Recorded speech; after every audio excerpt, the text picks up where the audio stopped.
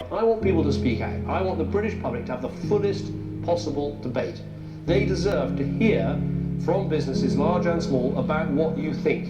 I don't want anyone to wake up on June the 24th and feel they weren't given the facts and the figures. So if there's that little voice in your head saying, well, I shouldn't take sides, it's a political issue. Yes, it is a political issue. The British public are sovereign. They will decide. 40 years ago, it was a common market. Now it's a European Union that wants an air force, an army, a navy. This is a dangerous fantasy.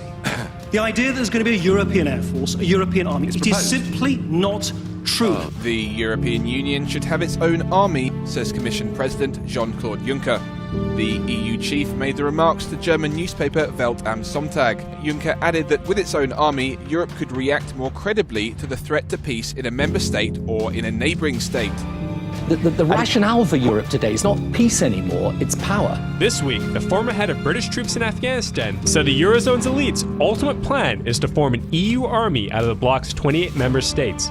Retired British Army Colonel Richard Kemp said, if we left the EU, we would undermine the EU's ultimate plan of forming an EU army, and that is exactly what they are going to be doing. The fact is, by Gordon Brown and David Miliband signing the Lisbon Treaty in 2009, the UK is already obligated to a common security and defence policy with the EU. And when you look at the structures already in place, it becomes increasingly clear how we are moving toward combined EU forces.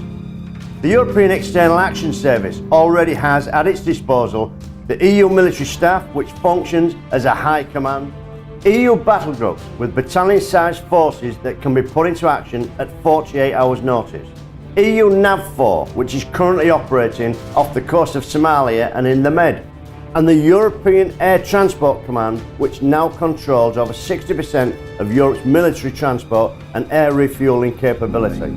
And the process of integration has already started.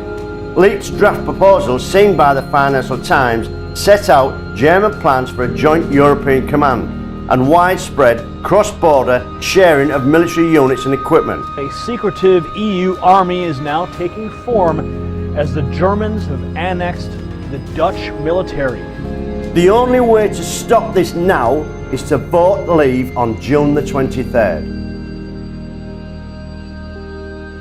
There's no evidence, hang on, there is no evidence that our military intervention in these countries is making life better. As I say, with you as Deputy Prime Minister, that's not the question. With you as Deputy Prime Minister, we bombed Libya and it's worse now than it was then. And the answer to Charles's question is, I don't want to be part of a European foreign policy.